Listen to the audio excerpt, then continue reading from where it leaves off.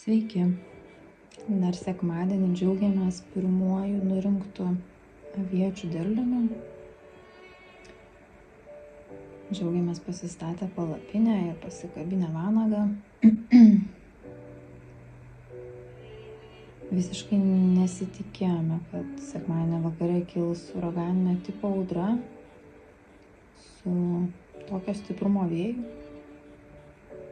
kuris žinoma nunešė mūsų palapinę ir vanagą kažkur į mišką.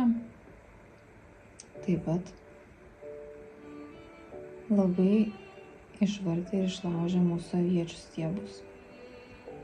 Nuvykę vakar į avietyną radome tikrai labai liūdną vaizdą. Nepalyginus su tuo, ką palikom sekmadienį išvažiuodami. Dauguma aviečių stiebų yra nulenkti, nulaužti, parišimai nuplėšti, gulintis ant žemės. Aviečių užsimezgusios uogos yra visos nudraskytos. Vietomis avietinė atrodo, lyg būtų stiebai su mėsmale sumalti. Labai gaila įdėto darbo ir laiko, kai supranti, jog viskas buvo veltui. Bet šiandien žiūrint į tą patį vaizdą, kurį pamatėme vakar, darosi šiek tiek ramiau,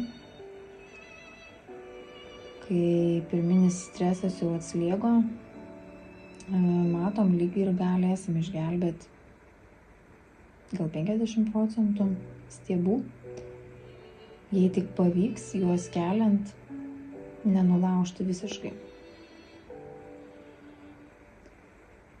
Taip pat avietinė yra labai didelė drėgmė, nes iškrito labai didelis lietaus kiekis. Tai avietės kol kas yra prastos būklės, bet tikėkimės geriausio, kad pradžiūvus stiebai kažkiek sutvirtės ir naujai užmegztos uogos bus kokybiškos ir gražios.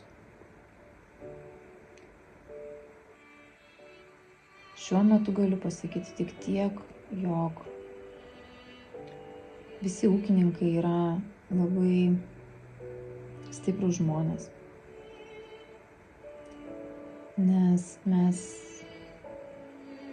labai daug laiko ir darbo atiduodame tam, kad užaugintume derlių, kurio galime netekti per kelias valandas.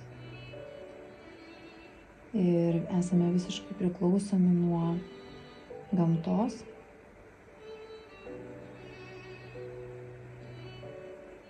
Bet reikia būti optimistiškai nusiteikusiems, nes kitaip šiame kelyje tiesiog būtų prapultis.